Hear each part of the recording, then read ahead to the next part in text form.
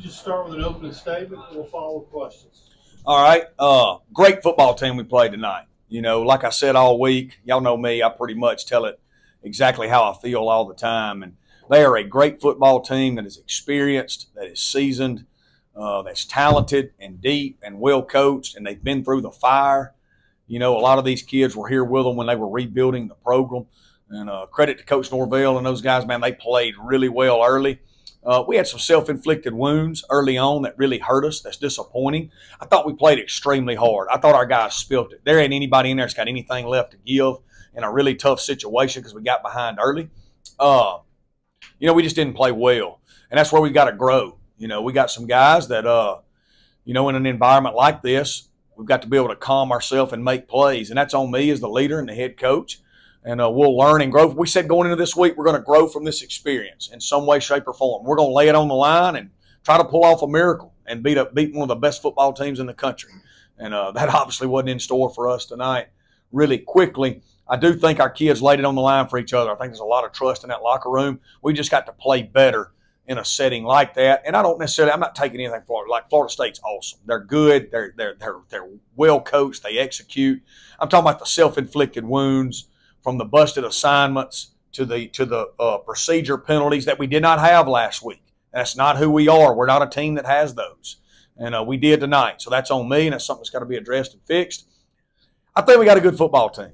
I do. We were not tonight. You know, in 1996, Southern Miss came here.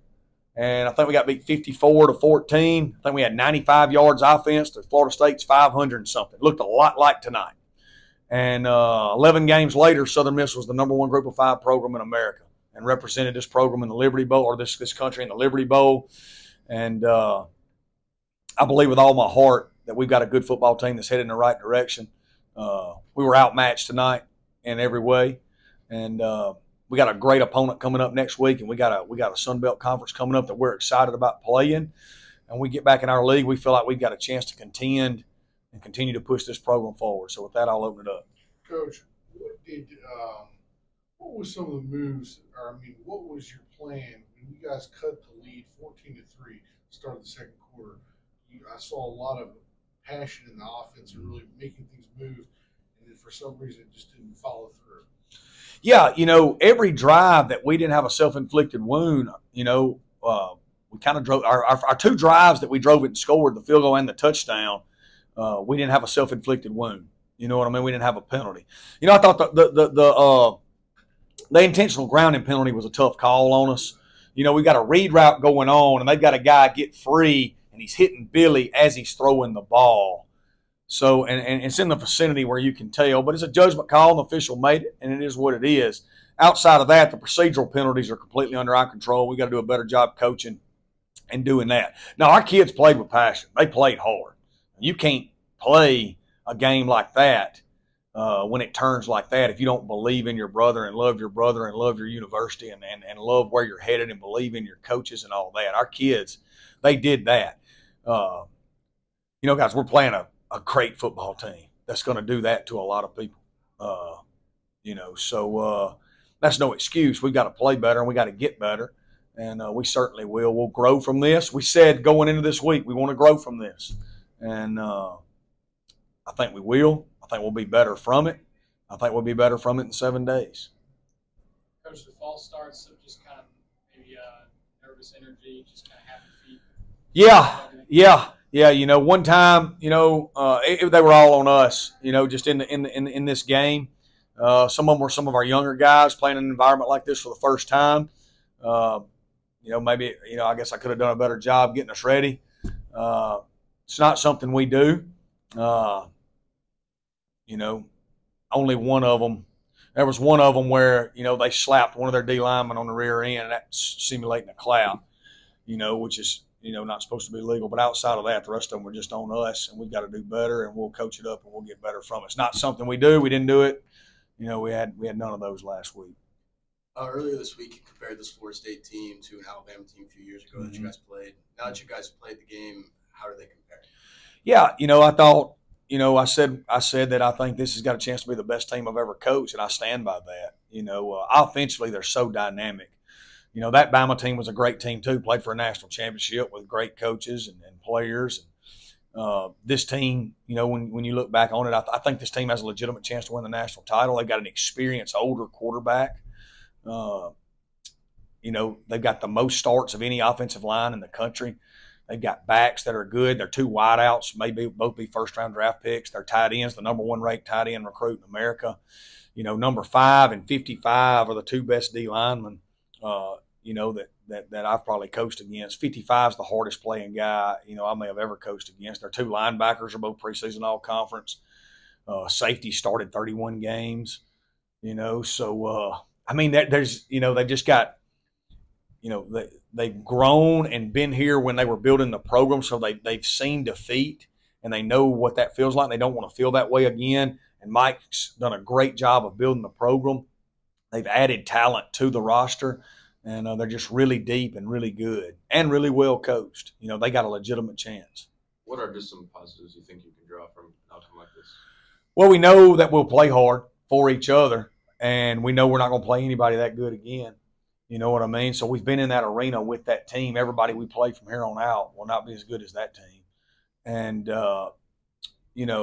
we've got to learn from the mistakes and fix them, and we've got to keep moving forward. Look, we got to get back into our league. We got to get back to the Sun Belt, and we got to compete for the Sun Belt championship. That's what this season's about for us. We came over here, we laid it on the line. We didn't play well, but we played hard. To be in the arena with a team like this, you've got to play really well and really hard.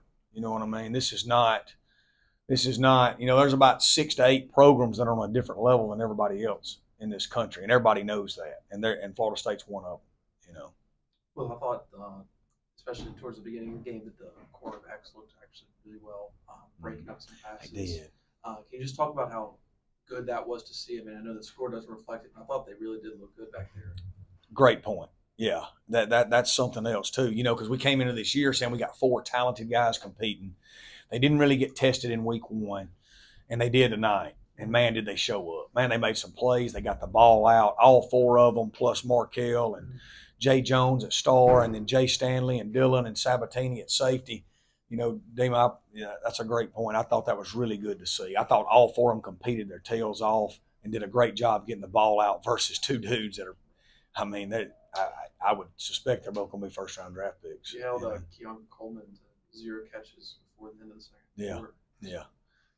Another thing, I thought the pressure for the defensive line was able to get to Travis a good bit. Just couldn't contain him on the edge. What was kind of going on? Their second touchdown drive, did they convert 3 fourth downs or 3 fourth downs? And that's devastating. When you're in a game like this and you're battling, and he made plays, and he's a great player, and he's an experienced player. And, so they convert 3 fourth downs right there to drive it and score. Credit to them. But our D was playing hard and good, and then they do the surprise onside, and we didn't execute that well enough, and they get it back. And at that point, we start kind of getting tired, and it is what it is. But like I said, I thought we played hard. I thought we just didn't play well from a standpoint of things we can control. I'm not talking about, when a great player for them makes a play, or, one of their great pass rushers gets back on the quarterback. I'm talking about procedure penalties. I'm talking about not running the play that's called, a busted route here, things like that, where we just didn't do a good enough job coaching to get it done today on a team like that. Coach, how do you get your guys prepared for next week against a team that you guys shocked last year, and that had only really, until today, had only lost 1 game, played in the Cotton Bowl, and you guys took them on, and you took them head on, and you won that game versus what happened tonight? Yeah, getting our guys ready won't be hard. Our guys they'll be chomping at the bit to play. These guys love Southern Miss. They love each other. They're embarrassed about what happened tonight. Even though, being honest with you, not all of it was under their control. You know what I mean? That's a great football team. That football team scored 45 points on LSU just 7 days ago. And they're going to score a bunch on a lot of people. I think, is that eight in a row now that they've had over 30 whatever? So, it's a great football team. Our guys will be ready. Tulane's a big rivalry game. We got great respect for Tulane. It'll be at the Rock, and we are looking forward to preparation this week and playing again and getting this behind us. How'd you feel Billy played tonight? I thought he played good under a lot of duress. You know, he had some situations where we didn't execute out on the perimeter as much as we would have liked to. Obviously, our O-line had to play as hard as they could play versus the best D-line in the country. There were some matchups in there that weren't always good. We tried to get the ball out quick early, and you know, but I thought he's a tough guy. I thought he continues to build that. I thought he was accurate, and I thought he hung in there, drove us to a touchdown in the second half, and then another field goal drive where he executed. And I think it's a game he can build on with his teammates, you know, in our offense moving forward. I believe the first 9 plays you guys ran were all passing plays. Was that by design, trying to get their passing game going, or was it more just kind of how the game played out? It wasn't designed, but we knew we were going to have to try to get the ball out quick versus their D-line and try to get them tired and move the ball. And if you go back and look at it, we actually would have had a chance to if we don't get the procedural penalties. You know, we hit Caston right there, and he turns up, and we would have had a first down right there if not for the previous 5-yard penalty. You know, those things snowball on you. You know, you get a first down right there, you get a little rhythm going, you get to going, you can sneak a run in or two here on that great D-line, and all of a sudden your defense is fresh. And those are things you have to do, you know, to pull off a monumental upset like that. And we just didn't get it done early on. Can you just talk about, you know, Avery White and the other tight ends, you know, stepping up and living up to that Southern Miss next man up mentality in Cole Kabala's absence? Yeah, it's been great, you know, and that's another way we've grown. You know, we lost Cole, and we've grown at that position. Justin really played well in the second half, particularly at the point of attack on the line of scrimmage. He's going to be a really good player for us. That's another area like Demo was talking about with the corners, you know, we continue to grow and improve, and it's only going to help us, you know, as the season continues to go on and we get back in the Sun Belt play.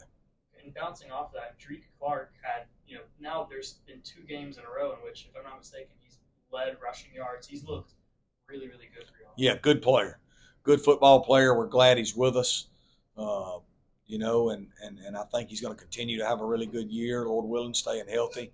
And, you know, we've got to get back home. We got to watch this film. We've got to fix these mistakes that we can fix. We got to put this behind us, and we got to start getting ready for Tulane and getting back into our arena. Because I really believe with all my heart that we've got a good football team in our arena. This is an arena that's a little bit, like I said, there's about 6 to 8 teams that are in this arena. And, you know, so there's about 125 teams that aren't in this arena. And we're going to get back into our arena, and I think we're going to be a tough out. You know what I mean? I think this team will rally together. I know they will. We're going to have a great week of preparation. We're going to continue to grow. We got one more non-conference game before we get into conference play. And we got to be hitting on all cylinders this week versus Tulane. They're a great football team. And then we go into Sun Belt play. And we believe we've got a team that can compete in the Sun Belt West and have a shot at it. Anything else? Coach, thank you.